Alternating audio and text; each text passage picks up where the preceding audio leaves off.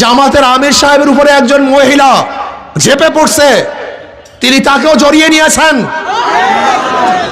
শোনেন জামাতের বাবারা, শোনেন, এই অবজ্ঞা কারোর সাথে করা হয় না। আপনার উচিত ছিল ভুল স্বীকার করা, কিন্তু আপনি ভুল স্বীকার না করে তাকে যোদ্ধার মা, জাতির মা এই ব্যাখ্যা দিয়ে এবং কোরআন ও হাদিসের খেলাফ করেছেন, উল্টা করেছেন। এই ব্যাখ্যা ঠিক হয় নাই। আপনার উচিত ছিল আবেগে হয়ে গেছে, কিন্তু ব্যাখ্যা দেওয়ার কোনো সুযোগ নাই, এটা ভুল। আমি স্পষ্ট বলবো, কালোকে কালো বলতে হবে, সাদাকে সাদা বলতে হবে। যে জামাত বলছে সৎ লোকের শাসন চাই, আল্লাহর আইন চাই, আমাকে দেখান তো এইবার কোন জায়গায় আমির সাহেব আল্লাহর আইন চাই একটা বক্তৃতা করছে কিনা দেখান তো। হ্যাঁ, চিন্তা করতে পারছেন? আমাকে দেখান তো। জামাতের বন্ধুরা, আমি দুই করে করজোরে হাত ধরে বলছি, তোমরা আমাদের উপর অপবাদ শুনছো। দেখো, জামাতের চেয়ে মিথ্যা বলার লোক গোটা দুনিয়ার মধ্যে দ্বিতীয় আছে বলে আমার মনে হয় না।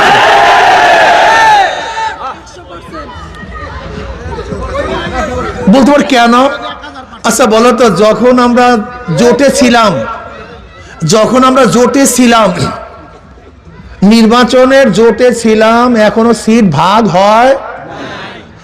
যখনই নমিনেশন পেপার সাবমিট করছে, প্রত্যেক জায়গায় প্রত্যেক প্রার্থী বলছে আমরা পাইছি এখানে, প্রত্যেক জায়গায়, অথচ ভাগই হয়নি, তাহলে আমরা পাইছি। এরকম ঢাকা কাঁচা মিথ্যা বলার লোক গোটা দুনিয়াতে আছে বলে আমার জানা নেই। এই দেখবে এখন কি বলছে, 400 কোটি টাকা চরমনে হুজুররা বিএনপি থেকে পাইয়া তারপরে এই করছে।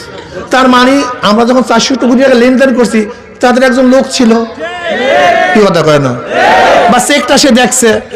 আপনি তাদেরকে বলেন, ভাই যে লেনদেন করছে ছবিটা দেখান, যেহেতু আপনি ছিলেন, অথবা যে চেকে লেনদেন রয়েছে চেকের নাম্বারটা দেন। ওই যে খ্রিস্টান ভদ্র মহিলা যখন জামাতের আমিরকে প্রশ্ন করছে, আপনারা যদি ঈশ্বর যদি আপনার ক্ষমতায় নেয়, আপনার কোন নীতিতে কোন আইনে দেশ চালাবেন, তখন স্পষ্ট বলছে যে আমরা শরিয়া ভিত্তিতে দেশ চালাবো না। যদি প্রচলিত নিয়মেই দেশ পরিচালিত করি, তাহলে আওয়ামী লীগ দোষটা কি করছে? বিএনপির দোষটা কি? এই যে মাসুদ সাহেব আপনাদের এলাকা, সেদিকে এক জায়গায় বলছিলাম, আমি বলছিলাম মাসুদ সাহেব ফখরুদ্দিন সাহেবের একটা বক্তব্যকে খুব সুন্দরভাবে প্রোটেক্ট করেছিলেন, যে শরিয়াকে বিশ্বাস করি না, বেঈমান হয়ে যায়। কিন্তু এখনো তো আপনি শরিয়া অনুযায়ী দেশ চালাবেন না। এখন আপনি বলেন আপনি